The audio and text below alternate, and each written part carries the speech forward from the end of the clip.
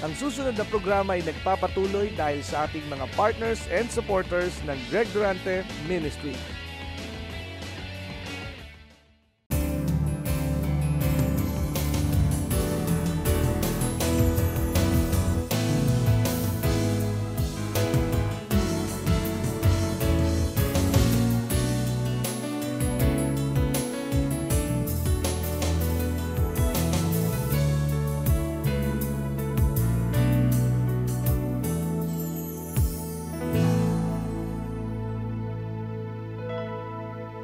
O Diyos, aming Ama, salamat. Dahil ang nananatili sa iyo at ang iyong salita ay nananatili sa amin.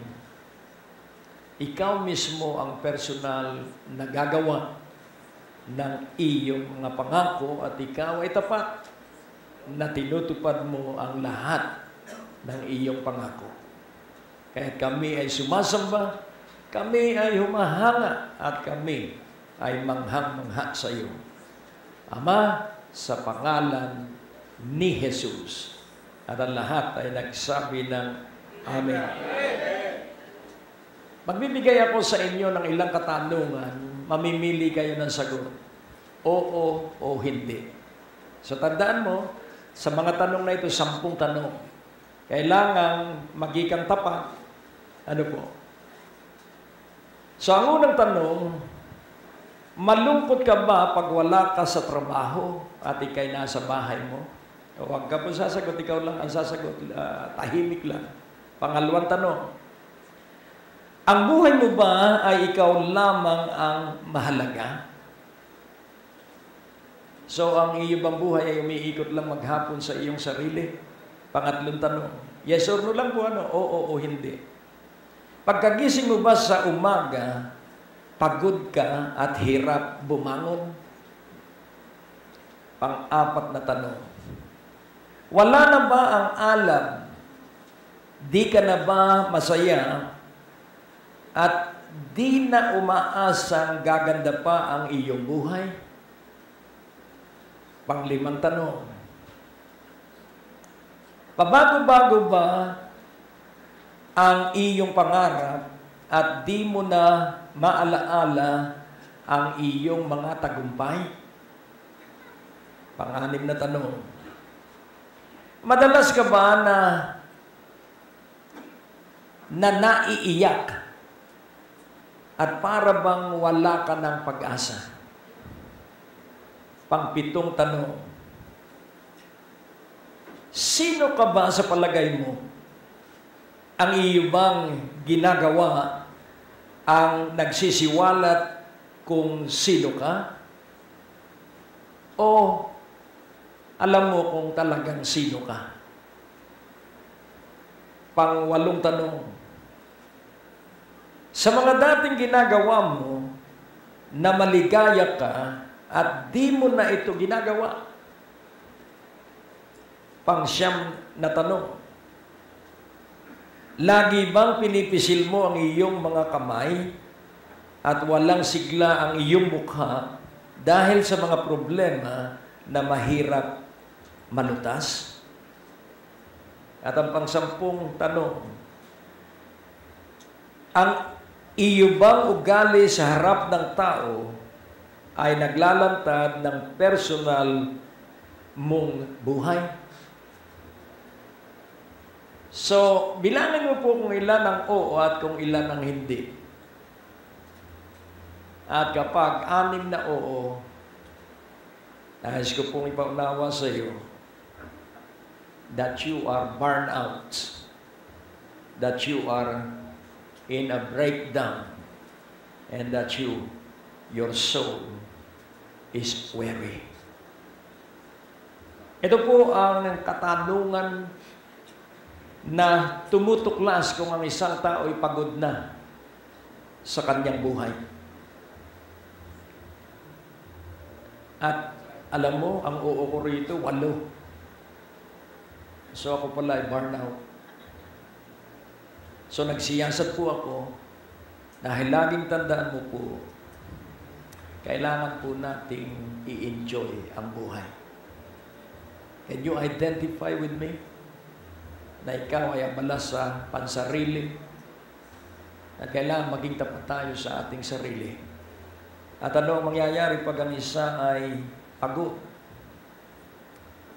Tiredness dull the senses. Kapag ang isang tao'y pagod, pag minsan hindi na ako makahinga, hindi na ako makabangon sa sobrang pagod. So, dull the senses. Nawawalan ka na ng isip. Parang ayaw mo nang mag-isip pag ikay pagod. And then, exhaustion leads to carelessness and confusion. Ano po ba yung exhaustion? Nawala na yung iyong energy. Nawala na yung iyong gana. At ano po ang mangyayari? Sige na lang. Oo, okay na lang yan. Sige.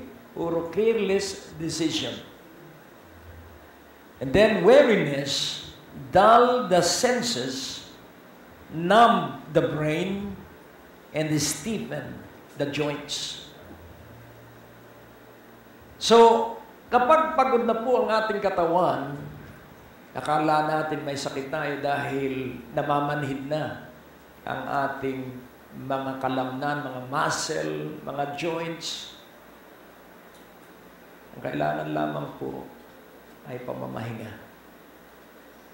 Meron pong nakakatulog ng 8 oras, pero hindi nakapamamahinga. Iba po yung sleeping at iba po yung resting. Ang isa ay hindi makakapahinga sa kanyang pagtulog kapag bago siya matulog, ay laman ng kanyang isipan ang kanyang trabaho sa opisina. Huwag kang matutulog na may dala kang problema. Diba, ang sabi ng Panginoon, ilagak ninyo ang inyong kabalisahan sa akin, sapagkat ako'y nagmamalasakit sa iyo. Alam nyo, dito ko napagtanto na tama pala yung all work and no play make a life dull. Yung puro trabaho at walang laro. Kaya nga po, ngayong umagang ito, naalaala ko yung sinabi ng ating panauhin last Sunday na sa kanilang simbahan sa Australia, ang kanilang tinatayuan, success begin in the church on Sunday. Na ang tagumpay nagsisimula sa loob ng simbahan sa araw ng linggo. Ako po'y naniniwala doon sapagkat dito sa panahong ito, ikaw po ay sisigla at dapat na ikaw ay sumigla. Tanungin mo ang iyong katabi kung siya ay masigla. Hello? Purihin ng Panginoon. Bago ko po ibigay ang title ng mensahe at ang teksto, magkukwento lang po ako. Ito po isang kwento. Kayo ba ay nakapanood na ng magician? Na pag tinakluban ng panyo, nagiging ibon? Nakapanood na kayo ng ganon? So, ito pong kwentong ito ay tungkol sa isang Indian magician. At dahil kwento, dito sa kwentong ito, nagsasalita yung mga hayop. At yung taga ay tumakbo sa kanya dahil hinahabol ng pusa. At nakiusap ang taga, gawin mo nga akong pusa. At ang sabi ng magician, magikang pusa. At siya naging pusa. So tumigil yung pusang humahabol sa kanya dahil pusa na siya eh.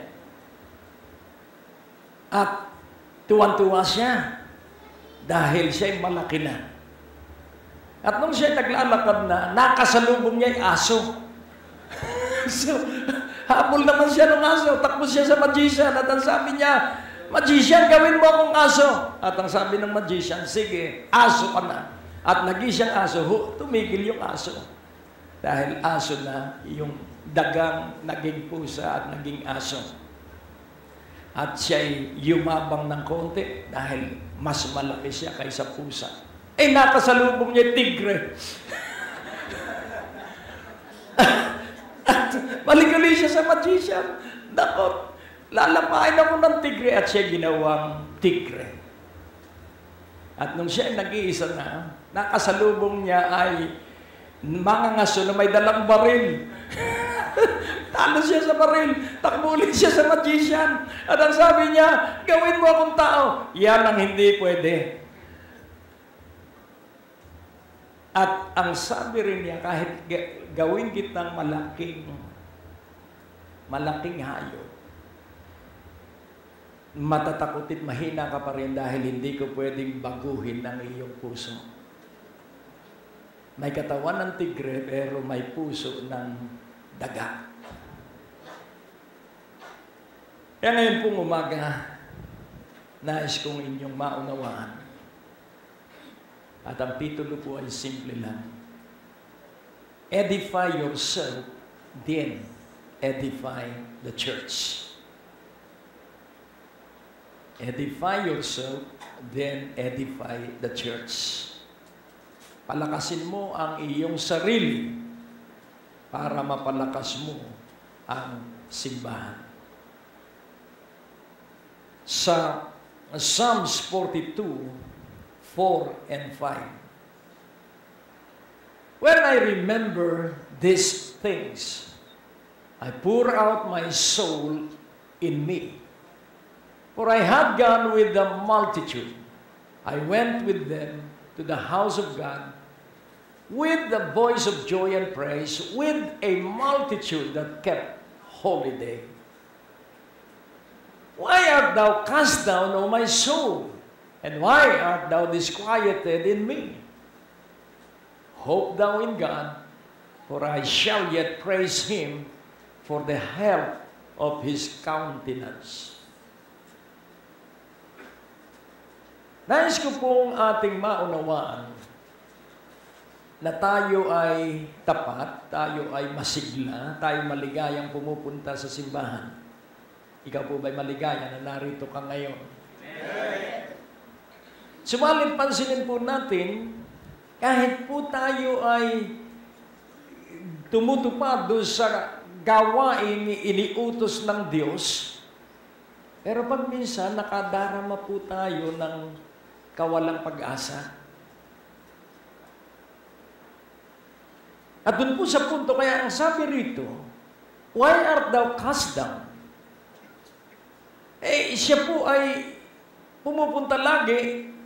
Ibalik natin sa verse 4, tingnan natin kung anong uri ang kanyang buhay. Kapag naalaala ko ang mga bagay na ito, so, pansinin po natin yung kanyang kaluluwa. Ginagamit niya yung kanyang kaluluwa at ginagamit niya yung isipan niya upang alalahanin na kasama siya ng marami sa pagpunta sa bahay ng Diyos. At siya ay nakikigalak. Kita mo po kung mag-awitan tayo, parang lahat tayo walang problema. Parang tayo yung walang kakulangan sa ating buhay. So, with the voice of joy and praise, with the multitude that kept holy day. So, kasama po ng karamihan na nagkakagalakan kami sa pagpupuri at aming ipinaningilin ang mga banal na araw. Pero may problema siya sa verse 5. Ano po ang sabi sa verse 5? Why art thou cast down, O my soul? Kung mapapansin po natin, pag tayo dumadalo, naglalakbay ang ating isipan. Naiisip natin yung mga bagay na dapat natin ginawa na hindi natin nagawa. Naiisip natin yung mga bagay na gustong-gusto natin gawin, pero di natin ginagawa. Kaya siya nagdudulot ng kalungkutan. Ano po ba ang guilt? Ang guilt po ay resulta ng alam natin ang dapat natin gawin, subalit hindi natin ginawa. Kaya tayo ay nalulungkot, tayo ay nalulumbay. At ang sabi rito, why art thou disquieted in me? So sino ang kanyang kinakausap dito? Ang kanyang kaluluwa. Disquieted, ang ibig sabihin, bakit wala kang katahimikan? Kaluluwa ko. So ano ang gamit para magkaroon ng katahimikan ng ating isipan? Hope. Hope thou in God, for I shall yet praise Him for the health of His countenance. So, atin pong pansinin, ikaw ba may pag-asa sa Diyos? Huwag mong alisin ang pag-asa sa Diyos. At pag tayo'y tuloy-tuloy na umaasa sa Diyos, pansinin po natin, for I shall yet praise Him for the health of His countenance. Whose countenance? Yun pong countenance, pag tinignan mo sa dictionary, ang ibig sabihin ay mukha. So, ang mukha ng Diyos ay tulungan natin na maging maaliwalas. Ang mukha ng Diyos ay tulungan natin na siya ay maging maligaya. At paano natin matutulungan ng Diyos na siya ay maligaya? At ang sabi rito, umasa tayo sa Diyos. At sino yung mga umaasa sa Diyos? Nagpupuri sa Diyos. Amen po ba? Kaya nga ating unawain sa Psalms 146, verse 1. Praise ye the Lord, O my soul. Verse 2, while I live, will I praise the Lord. I will sing praises unto my God while I have any being. So ano ang dapat natin gawin para hindi mawala ang katahimikan sa ating puso? Ano ang ating gagawin para hindi tayo matakot na katulad ng daga?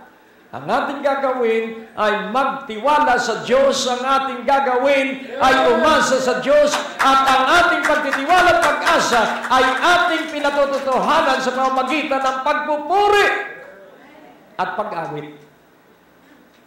Tingnan mo ang iyong katabi. Sabihin mo, umawit ka lang ng umawit at dadaloy ang karunungan mula sa langit. Umawit ka lang ng umawit ng mga papurit, pagsambang awit at ikaw ay mapupromote. Amen. Hallelujah. Umawit ka lang ng umawit. Kaya sabi rito, habang ako'y nabubuhay, ako'y magpupuri sa Panginoon. Hallelujah. Ako ay aawit ng mga papuri sa aking Diyos habang ako ay nasa ibabaw ng lupa. Maiksi po ang 90 years old. Compared to eternity, ay wala kang makukuhang percentage pag iyong i-compare ang 90 years na buhay natin sa eternity. Bali, wala po yung 90 years. Pero mabuhay na tayo, maligaya sa Diyos. Amen? So ngayon, sabi niya, ang tulong ng Diyos, sabi siya sa Psalms 42, ay ang tayo'y umasa at magpuri sa Kanya. Ngayon, pag pinupuri mo ang Diyos, ano ang mangyayari? Sa verse 11 ng Psalms 42, giginhawa ka. Why art thou cast down, O my soul? And why art thou disquieted within me? Hope thou in God, for I shall yet praise Him, who is the health. Wow! Who is the health of my countenance and my God. So doon sa unang hamon, magpuri ka sa Diyos. Kayong umaasa sa Diyos. At magiging maaliwalas ang mukha ng Diyos. At pag nagpatuloy tayo nagpupuri sa Diyos, magiging malusog ang ating mukha. Saan nakikita ang sakit? Sa mukha. Tingnan mo ang iyong katabi. Mas bata yung katabi mo kaysa kanyang edad. Bakit? Dahil yan ay laging nagpupuri at nagpapasalamat sa Diyos. Sino ba ang nagsiselos? Yung mga tao walang tiwala sa kanyang sarili. Alam mo ba na ikaw ay hinahangaan ng Diyos? Amen? Kaya alisin mo ang selos dahil ikaw ay gwapo sa harapan ng Diyos at yun ay sapat na. Ika'y maganda sa harapan ng Diyos at yun ay sapat na. Nakukuha niyo?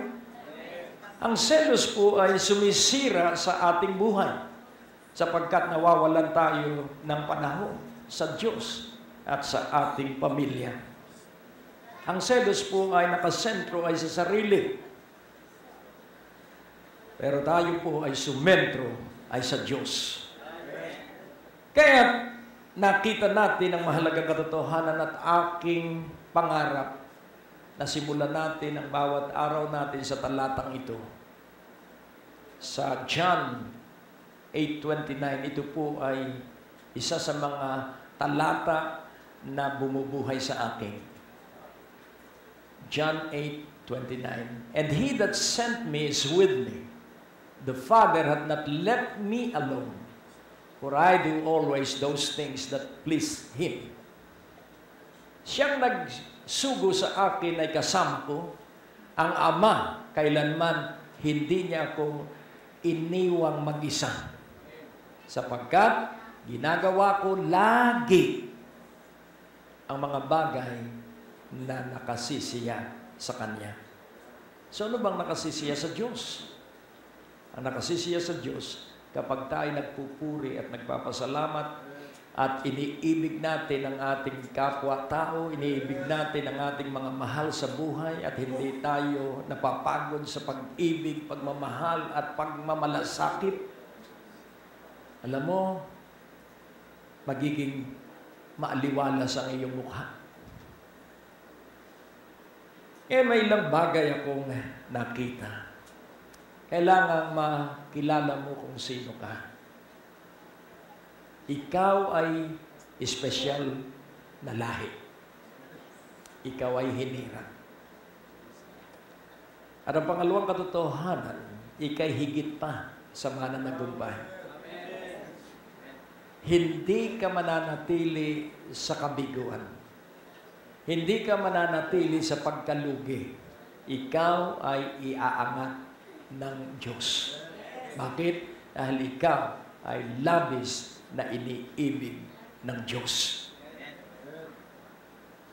At sa Jesucristong nasa iyo ay higit na mas makapangyarihan.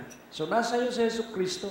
Kaya walang magagawa sa iyo ang buong impyerno. Kaya kung titingnan po natin, ang namamahala sa impyerno, ang kanyang pangalan ay Abaddon sa salitang Hebreo at sa salitang Grego ay Apollyon na ang ibig sabihin destroyer. Kaya nga kung ating unawain, dumating si Jesucristo upang ikaw at ako'y magkaroon ng masaganang buhay. Kaya paniwalaan mo kahit ikay wala pang trabaho ngayon na nasa iyo ang masaganang buhay dahil nasa iyo si Jesucristo. Na kahit may kirot ang iyong katawan, paniwalaan mong ikaw ay may masaganang buhay. Amen? Sapagkat hindi pwedeng pasinungalingan ng mga nangyayari sa atin yung masaganang buhay na yon dahil yung masaganang buhay na yon ay tuloy-tuloy at ito ay magtatapos at ikaw ay iaangat at ang pag-aangat sa iyo ay hanggang langit. Amen? Kaya nga, iyong unawain. So, yung revelation of Psalms 146, may oras pa, 8:00 ng umaga. At maagang-maaga, nandito na ako dahil inaabangan ko yung katuparan nung 146 days mula January. And I am expectant, greatly expectant, and extremely anticipating a great blessing. At sa sobrang kasabikan ko dun sa inaasahan kong pagpapala, yung huling araw kahapon, bawat oras na palapit ng palapit sa 12:00 ng hating gabi, dahil yun na ang May 26. At talagang yung kasabikan ko, lagi akong tahimik, lagi nakikinig ako sa Diyos dahil ibig kong malaman kung ano pa ang kanyang sasabihin sa akin bago ang 12 midnight. ng pagpasok ng May 26 bilang kabuuan ng 146 days na tinayuan natin ng Psalms 146. At doon po ay pinakita roon na kailangan gawin mo yung nilalaman ng Psalms 146 na wala kang pagtitiwalaan kundi ang Diyos. At ikaw ay laging magpupuri at magpapasalamat sa Diyos sa anuman ang nangyayari. Ang natapos na palatuntunan ay nagpapatuloy dahil sa inyong mga pinansyal na kaloob na ibinibigay sa Greg Durante Ministries. Para po sa pagpapatuloy ng programang ito, kailangan po namin ang inyong panalangin at pinansyal na suporta.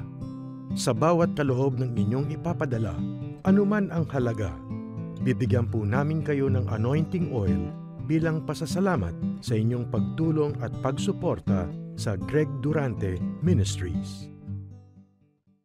Tapos na naman po ang ating palatuntunan at nais po naming makarinig mula sa inyo. Maaari po kayo sumulat sa PO Box 4135 Manila o mag-text sa mga numero na nakikita nyo sa ating screen o tumawag sa mga telepono na inyo pong nakikita din sa ating mga screen at handa po kaming makarinig mula sa inyo ng patotoo ng pagpapalat, biyaya at tagumpay. At kung kayo po ay napagpala sa palatuntunang ito, maaari nyo pong ipadala ang inyong mga kaloob sa iba't ibang sangay ng Bangko de Oro sa buong Pilipinas at maihatid ang mabuting balita sa lahat ng panig ng bansang Pilipinas. At kung kayo po ay wala pang dinadaluhang panlingguhang gawain, inaanyayahan po namin kayo sa second floor, Medicare Building, Ortigas Avenue, Green Hills, San Juan, alas 9:30 ng umaga at alas 4:30 ng hapon. Lahat po ay welcome sa gawain ito. At tuwing araw ng Biyernes, meron po tayong Night of Revival sa ganap na alas 6 ng gabi. Dito rin po sa Green Hills, San Juan. Magsama-sama tayo sa palatuntunan ito sa ganito rin pong oras at patuloy ninyong maranasan ang biyaya at kasapatan ng ating Panginoon, and it's always a great day to live.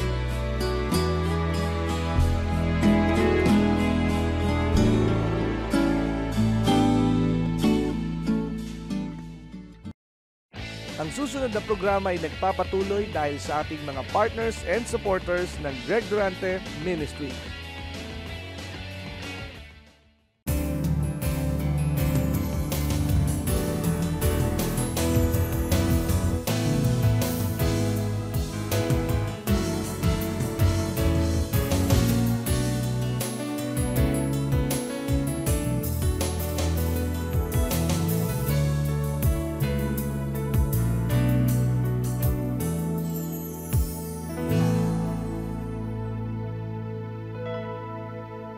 So, sabik na sabik ako doon sa ibibigay sa akin ng Diyos kaninang alas 8. Ang aga ko. At nagulat pati gwardiya at ang sabi, ang aga niyo. At alam mo, nung ang oras, 5 hours, 55 minutes before midnight kahapon. So sabi ko, maganda itong number na ito, 555. Dahil ang Diyos ay inaantig ang puso ko. Pagtingin ko sa relos, 555. 5 hours, 55 minutes before midnight. So, nakinig tuloy ako sa Diyos kung ano ang Kanya sasabihin. And then hanggang dumating ang midnight. At handa na ako. At ang sabi ko, Panginoon, alam kong narito na yung nakatakdang aking pinaniniwalaang hindi ko alam. Hindi ko alam kung ano yung pinaniniwalaan ko. At pagpasok ko sa kwarto namin para matulog, punong-puno ng gamo-gamo. Sabi ko, at nagpuri lang ako sa Diyos dahil sabi magpuri ka lang sa Diyos, ano man ang nangyayari. So nagpuri ako. Pag hindi mo alam kung bakit nangyayari, huwag kang malulungkot. Magpuri ka lang sa Diyos. In everything, give thanks. At ang sabi habang kami ay kumuha ako agad ng isang langganang tubig at hinintay ko na maubos yung gamo-gamo. At tinanong ko ang Diyos, Panginoon, napakaganda naman itong aking hinintay. At ang sabi niya, naalala mo ba ang katigasan ng puso ni Paraon? Di ba nagpadala ako ng napakaraming langaw? At ang sabi niya, ang iyong pagpapalay nahahadlangan ng katigasan ng puso ng mga demonyo. Igapos mo at sirain yung matigas na pusong yung humahadlang sa mga pagpapala mo. So, ginapos ko. Hanggang makatulog ako ng mahimbing. So, hindi basta natulog, kundi na mahinga sa pagtulog. Kaya paggising ko ng maaga, ang naisip ko agad, alas 8 naman.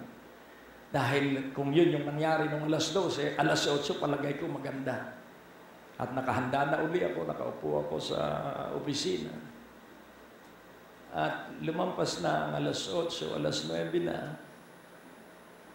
Sabi ko, Lord, ano po kaya yung aking inasahan?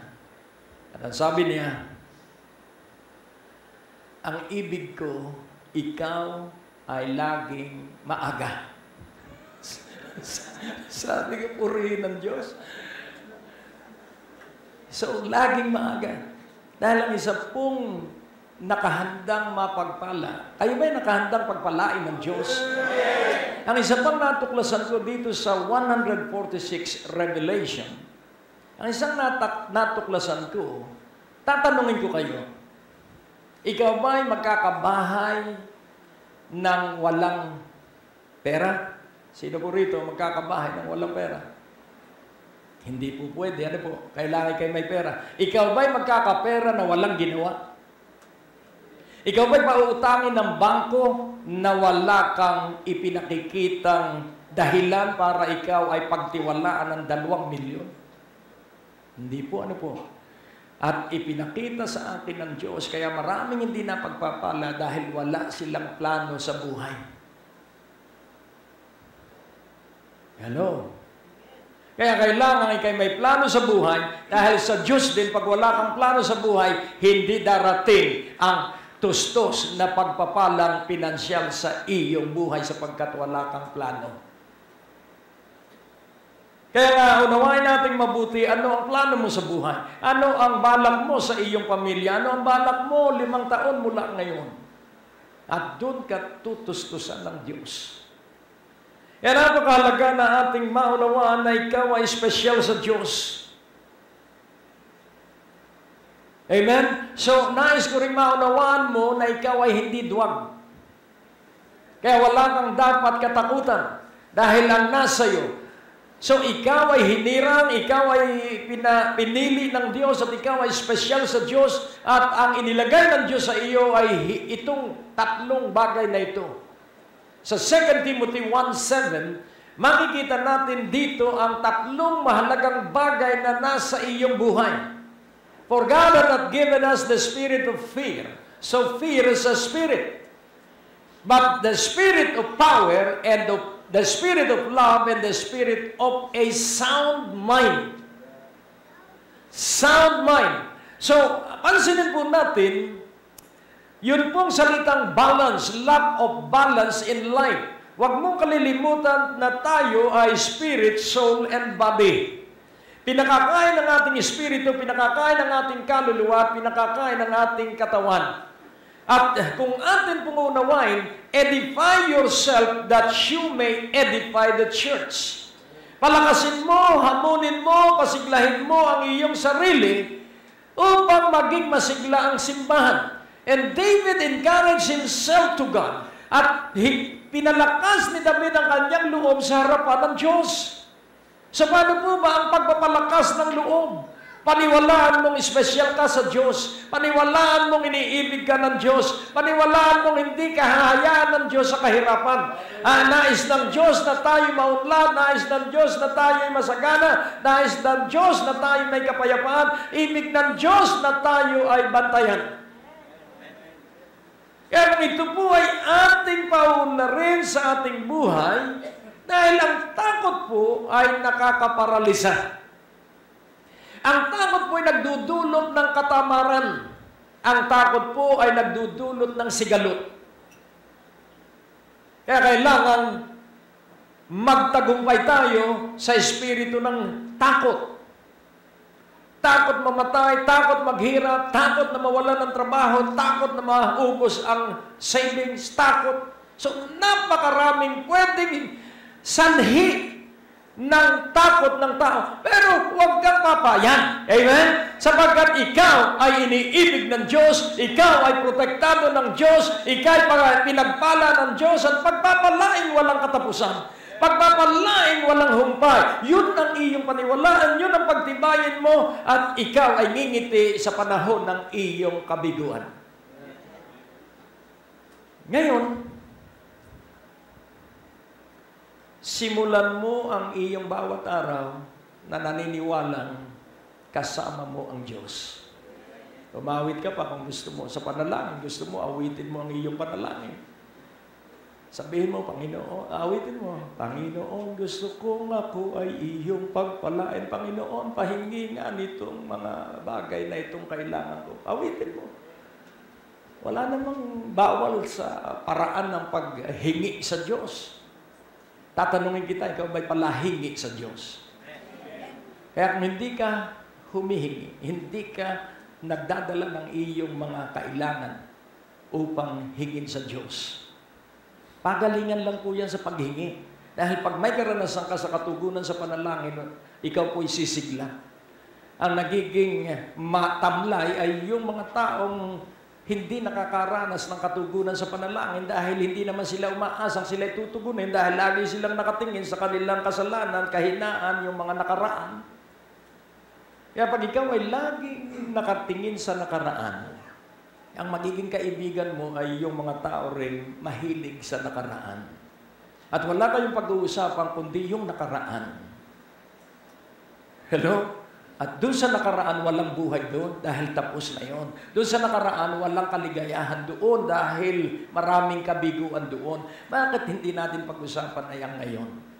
At kumuha ka ng mga kaibigan na may pag-asa sa buhay. Kaya kailangan ikaw po'y maging stricto at tingnan mo kung sino yung mga kaibigan mo dahil kung ang mga kaibigan mo, inuubos ang iyong lakas, inuubos ang pera mo, inuubos ang oras mo, iwan mo sila. Pwedeng mabuhay na mag-isa, pansamantala. Pero darating din ang panahon na dadalhan ka ng Diyos ng mga kaibigan na may pangarap sa buhay, ng mga kaibigan na ang minimithi ay parangalan ng Diyos. Kailangan maging strict po tayo sa pagpili sa kaibigan dahil merong kaibigan, dahil kaya lang kaibigan mo dahil may napapala sa iyo. Payag po ba kayo? So, ating unawain ang tunay na kaibigan through thin and thick nasa paligid mo. Ang tunay na kaibigan sa panahon ng iyong kabiguan nandun at ikay inaaliw. Nandun at nagbibigay ng pag-asa. Nandun at nagpapalakas ng loob. At iilan po ang totoong kaibigan. Siyasatin mo ang mga kaibigan mo.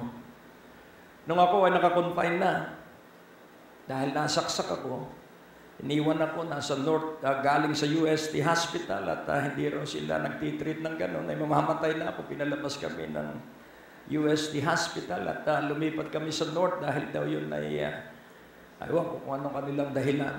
Pero pagdating sa North, sa dami ng pasyente, hindi na rin at ninikip na ang aking liig. Hindi man lang ang inilagay lang yata mertiolet. Nandun ako sa pasilyo. So, dinala ako sa UARM. At alam nyo, natuklasan ko, there will always be revelation in time of crisis. Natuklasan ko na ang totoo lang na nagmamahal sa akin, nanay ko at ang aking girlfriend na asawa ko ngayon. Kaya nagbago ang aking pananaw.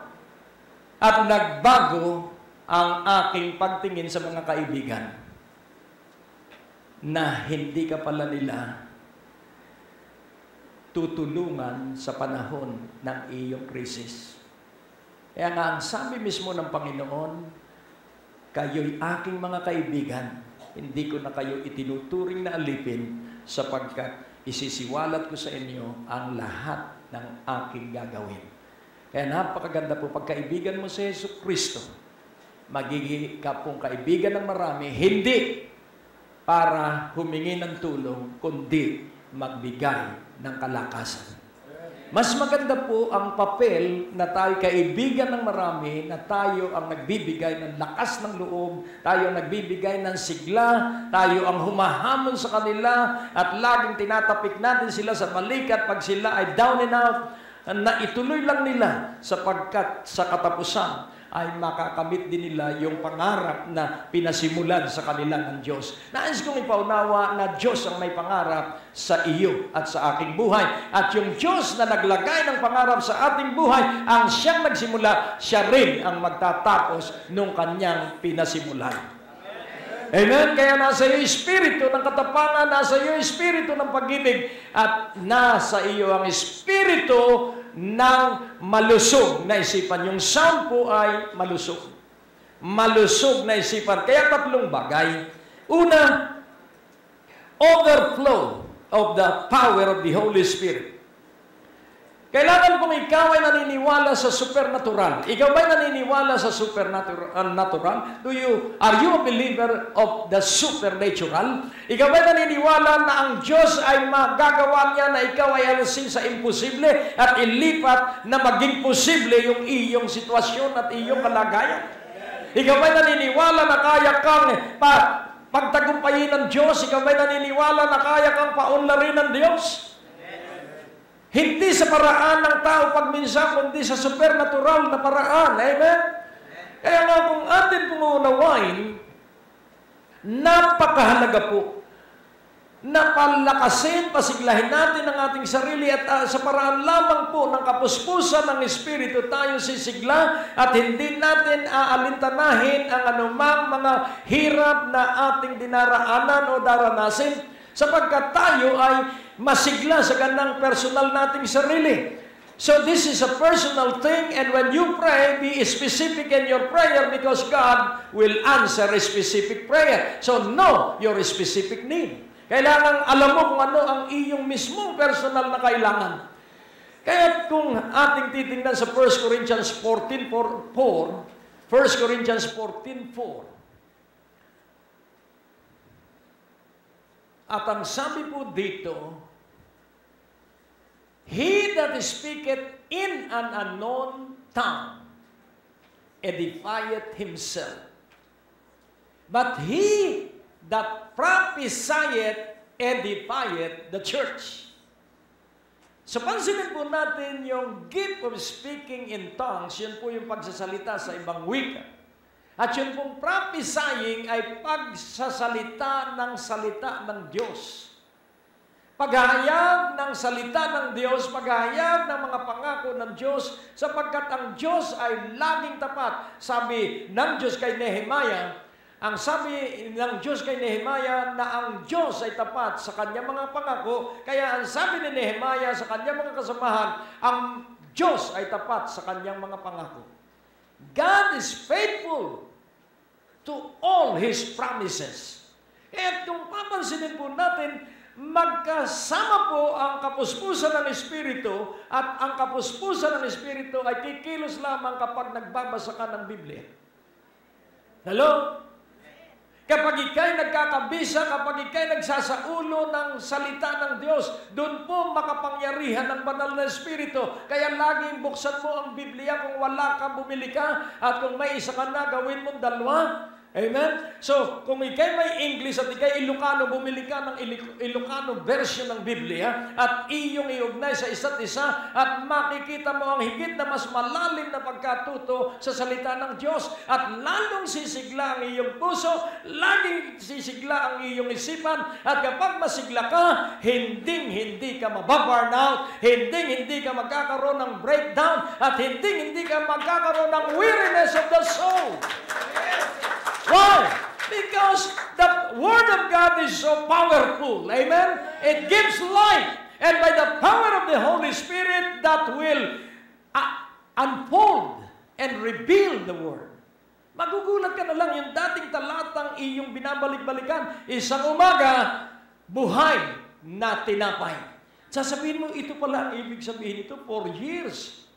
pinauulit-ulit mong sabihin, pero isang araw, kaya sa paulit-ulit mong pagbabasa ng Biblia, kahit sabihin mong hindi ka marunong magtalumpati, kahit na sabihin mong nahihiya ka, pag minug ka ng banal na Espiritu, yung naipong mga salita ng Diyos sa iyong puso, lalabas sa iyong labi, at magugulat ka na lang, sapagkat sasabihin mo, paano ko nagawa yun? Isang oras kang nagsalita, wala kang sinabi.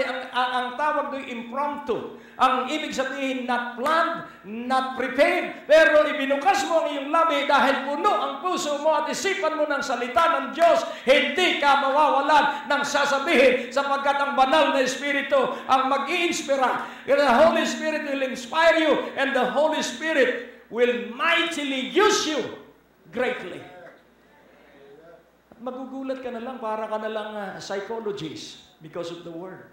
Nagpapayo ka na. At pag nanalangin ka, nabubuhay ang mga patay. Pag nanalangin ka, gumagaling ang may sakit na iyong pinanalangin sapagkat hindi ibinigay sa pastor lamang ang pagpapagaling ng may sakit. Ito ay para sa lahat ng katawan ng Panginoong Hesukristo. You have the power. You have the anointing. Use that power. Use that anointing. Hindi na kailangan mag-Bible school pa, bagamat yung iba'y kailangan, pero laging tandaan mo, pag ikay maalam sa buhay mong relasyon sa Diyos, sa banal na Espiritu, magugulat ka na lang. Nakukuha niyo po. Magugulat ka na lang kung bakit ang lahat ng anak mo ay may sasakyan. Bakit? Dahil kasi yung iyong mantle ng anointing, tatay at nanay ka, yung alam mo sa Diyos, mag-o-overflow yun sa buong mong sambahayan.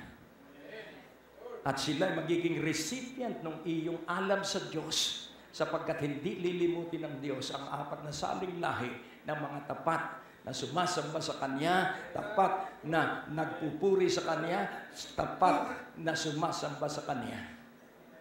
The help of His countenance. When we hope in God, we are helping His face to smile, to shine, to be delighted on us. And we continue on praising God, and in turn, yung ganda ng mukha ng Diyos ay lilipat sa iyo. Kaya ikay magniningning, ikay magliliwanag, sapagkat ang ganda ng mukha ng Diyos, ang maliwalas na mukha ng Diyos ay makikita sa iyo ng mga demonyo. At sila'y matatakot sapagkat yung kaginhawahan, kagandahan ng Diyos on display sa iyong mukha. Live simply that others may just live simply. So, live a simple life that others will simply live. Simple. Pangkaraniwang buhay. Ang pangkaraniwang buhay po ay walang masyadong material na bagay na ibig. Pero yung pangkaraniwang buhay na iniaasa ang lahat ay sa Diyos, yung material ay daragdag ng Diyos. Kaya nga, ang pangalawang nais kong inyong maunawaan, let your eyes be always open 24/7. Have a sharp, discerning sensitivity. Meron ka po nun. So, paano mo ito paunlarin? Huwag kang basta naglalakad. Magi kang inquisitive. Mag-aral ka doon sa mga nakikita mo. Sapagkat sa mga nangyayari at nakikita natin, magpapakita ang Diyos. Sa mga signboard, makikita mo ang mga kapahayagan ng Diyos. Saan na pa ang pagtumingin ka, makikita mo. Thereby, iyo pong pinauunlad ang iyong discerning of spirit. Amen? So, to edify ourselves, we speak in tongues and then we speak the word. At para lalong lumakas tayo, ating ipahayag sa ating sambahayan ang salita ng Diyos na ating nakabisa at ating natutunan. And thirdly, there will be lively obedience.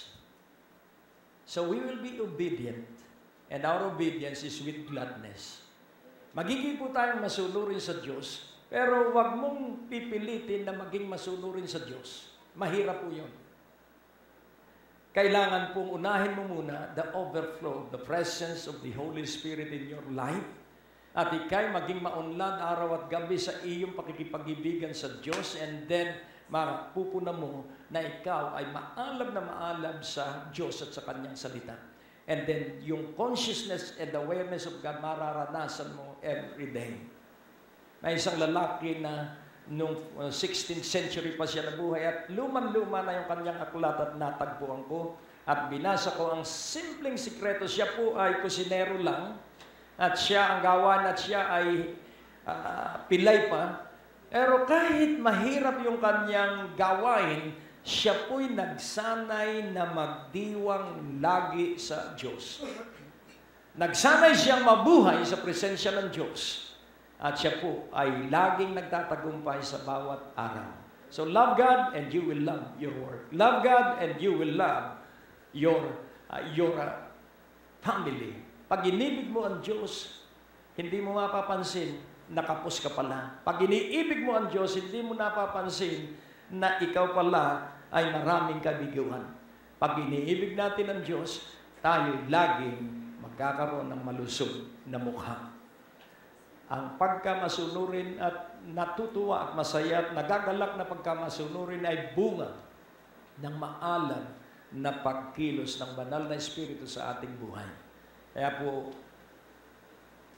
edify yourself. Pag ikaw po'y masiglang masigla, hamong-hamon, maligayang maligaya, yun pong katabi mo, yun pong kasambahay mo, yun pong mga mahal mo sa buhay, ay mai-influensyahan nung kaligayahang on display sa iyong mukha. Tingnan mo ang iyong katabi. Sabihin mo, kailangang makita sa iyo ang kaligayahan ng Diyos. At mukha mo ang magiging gateway ng kaligayahan ng Diyos. Tayo po ay manalangin. O Diyos, aming Ama, salamat po sa katotohanan ito na kaming lahat ay labis mong iniibig. At kami ay espesyal at pambihira ang pagkalikha mo sa bawat isa sa amin at kami nakatakda sa tagumpay, mga tagumpay, dahil kami iniibig ninyong mag-ama. Salamat at ang banal na Espiritu ang patuloy na nagpapaala-ala at nagpapagunita sa amin that we are loved. Sa iyo po ang kalwalhatian naman sa pangalan ni Jesus. At ang lahat ay nagsabi ng Amen. Hallelujah. Nakagagalak at nakakatuwa na maalaala ang kagandahan ng Diyos. Sapagkat ang sama-sama nating pagkakaisa at pagkakasundo ang siyang dahilan ng tagumpay ng gawain upang ang prayer mountain at ang prayer and worship building ay ating maitayo. At kita natin sa screen ang larawan na naabot na natin sa ating construction. At ito ay muling nangangailangan pa ng karagdagang salapi upang ito ay ating matapos. Kaya ang hamon ko, magkaloob ang bawat isa. At kung kaya mong magkaloob ng halaga na sa iyong paniniwala ay makaluluwalhati at makalulugod sa Panginoon, halaga na hindi mo pa naisa sa gawa at hindi mo pa na ipagkaloob kailan paman. Kaya sa makapangyarihang pangalan ni Jesus, ako ay dudulog sa Diyos upang sa iyong pagtanggap ng hamon ay makakilos at makagawa ang Diyos sa iyo at maranasan mo ang walang ubos na biyaya. O Diyos, lahat ng sumusubaybay sa palatuntunang ito ay may bukas na puso at bukas na isipan at ang bukas na langit ay nararanasan nila sa araw-araw. At hayaan mo na sa bukas nilang palad, dumaloy ang libo-libong salapi para makumpleto ang gusali na dalanginan. Sa makapangyarihang pangalan ni Jesus, bless them, prosper them, at maranasan nila ang kaginhawahan at kapayapaan sa pangalan ni Jesus. Amen. Tapos na naman po ang ating palatuntunan at nais po naming makarinig mula sa inyo. Maaari po kayo sumulat sa PO Box 4135 Manila o mag-text sa mga numero na nakikita nyo sa ating screen o tumawag sa mga telepono na inyo pong nakikita din sa ating mga screen at handa po kaming makarinig mula sa inyo ng patotoo ng pagpapala at biyaya at tagumpay. At kung kayo po ay napagpala sa palatuntunang ito, maaari nyo pong ipadala ang inyong mga kaloob sa iba't ibang sangay ng Bangko de Oro sa buong Pilipinas at maihatid ang mabuting balita sa lahat ng panig ng bansang Pilipinas. At kung kayo po ay wala pang dinadaluhang panlingguhang gawain, inaanyayahan po namin kayo sa 2nd floor, Medicor Building, Ortigas Avenue, Green Hills, San Juan, alas 9:30 ng umaga at alas 4:30 ng hapon. Lahat po ay welcome sa gawain ito. At tuwing araw ng Biyernes, meron po tayong Night of Revival sa ganap na alas 6 ng gabi dito rin po sa Green Hills, San Juan. Magsama-sama tayo sa palatuntunan ito sa ganito rin pong oras at patuloy ninyong maranasan ang biyaya at kasapatan ng ating Panginoon, and it's always a great day to live.